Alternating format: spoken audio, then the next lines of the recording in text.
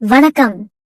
யம பெருமான் ஸ்ரீ மகாவிஷ்ணுவும் அன்பு தாயார் ஸ்ரீ மகாலட்சுமியும் நம் வீட்டிற்குள் வரச் சிறந்த பூசை மற்றும் பரிகாரம். வைகாசி 1 இந்த நாள் ஒரு பொன் நாள் ஆகும். ஆம், இது நம் பகவான் ஒப்பற்ற தெய்வம் ஸ்ரீ மகாவிஷ்ணுபதி புண்ணிய கால நாள் ஆகும். இந்த நேரத்தில் நாம் ஸ்ரீ மகாவிஷ்ணுவை மனதார வணங்கி வழிபாடு செய்தால் நமக்கு கோடான கோடி புண்ணியங்கள் கிடைக்கும். இது ஆண்டாண்டு காலமாக இருந்து வரும் ஒரு சிறந்த தெய்வ நம்பிக்கை ஆகும். நாம் செய்த பாவங்களில் இருந்து உடனடியாக விமோசனம் கூட கிடைக்கும். மேலும் கஷ்டப்படும் நம்முடைய தலை எழுத்தும் கூட செல்வ நிலை உயர்ந்த தலை எழுத்தாக உடனேயே மாறிவிடும். 1. வைகாசி மாதம் 1ஆம் தேதி அன்று ஸ்ரீ மகாவிஷ்ணுபதி புண்ணிய கால வழிபாட்டை அனைவரும் எந்த நேரத்தில் செய்வது மிகவும் சிறந்தது என்று உங்கள் அனைவருக்கும் தெரியுமா? 2. ஸ்ரீ மகாவிஷ்ணு அதாவது இறைவன் பகவான் ஸ்ரீ பெருமாள் திருக்கோயிலில் நாம் அனைவரும் வழிபாட்டினை முடித்துவிட்டு நமது வீட்டிற்கு திரும்பி வரும்போது நாம் அனைவரும் நமது வீட்டிற்கு வாங்கி வர வேண்டிய மிகவும் முக்கியமான 5 பொருட்கள் என்ன என்றும் உங்களுக்கு தெரியுமா?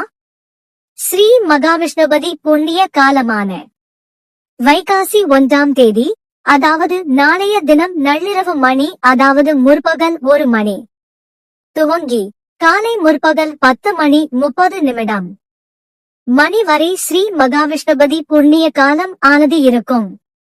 இந்த ஸ்ரீ மகாவிஷ்ணுபதி புண்ணிய கால வழிபாட்டை நாம் அனைவரும் பிரம்ம முகூர்த்த நேரத்தில் ஸ்ரீ பெருமாள் கோயிலில் மேற்கொள்வது மிகவும் சிறப்பு ஆகும்.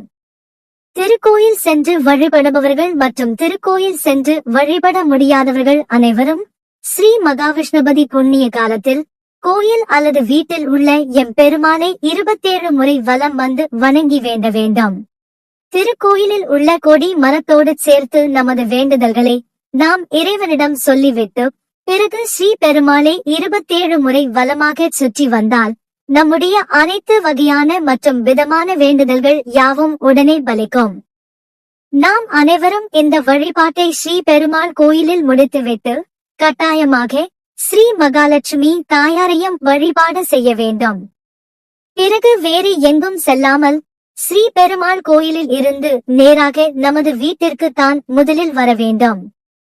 நமது வீட்டிற்கு திரும்பி வரும் போது வெற்றிலை பாக்கு, மஞ்சள் குங்குமம், மல்லிகைப்பூ, வாழைப்பழம், டைமண்ட் கல்கண்டு, கல் உப்பு, மேலும் முடிந்தால் தாமரை பூ இந்த பொருட்களை எல்லாம் வாங்கி வந்து பூஜை அறையில் வைத்துவிட்டு அங்கு பூஜை அறையில் உள்ள விளக்குகளை ஏற்றி மீண்டும் ஒரு முறை உங்கள் கோரிக்கைகளை ஒரு முறை உங்கள் வீட்டு பூஜை அறையில் வீற்றிருக்கும் ஸ்ரீ பெருமாளிடம் கூறிவிட்டு பின்னர் மனதார வணங்கி வேண்டிக் கொண்டால் நிச்சயமாக நீங்கள் அவரிடம் கூறி வேண்டி கேட்டு கொண்ட அனைத்து வேண்டுதல்களையும் அவர் உடனேயே நிறைவேற்றி தந்து விடுவார். இந்த ஸ்ரீ மகாவிஷ்ணுபதி புண்ணிய காலத்தில் ஸ்ரீ பெருமாளிடம் என்ன வேண்டுதல் வைத்தீர்களோ அது அடுத்து வரக்கூடிய ஸ்ரீ மகாவிஷ்ணுபதி புண்ணிய கால நாளுக்குள்ளேயே கண்டிப்பாக பலிக்கும் என்பதுதான் இந்த பரிகாரத்தில் மறைந்து இருக்கும் சூட்சமம் ஆகும். இந்த ஸ்ரீ மகாவிஷ்ணுபதி புண்ணிய காலத்தில் மங்களகரமான பொருட்களை நாம் நம் வீட்டிற்கு வாங்கி வரும்போது அந்த பொருட்களின் ரூபத்தில் ஸ்ரீ மகாலட்சுமியும் ஸ்ரீ பெருமாளும் நம் வீட்டிற்கு நிரந்தரமாக வந்து விடுவார்கள். வைகாசி 1, ஆவணி 1, கார்த்திகை 1, மாசி 1. அடுத்ததாக ஆவணி மாதம் 1ஆம் தேதிதான் இந்த ஸ்ரீ மகாவிஷ்ணுபதி புண்ணிய காலம் வரும்.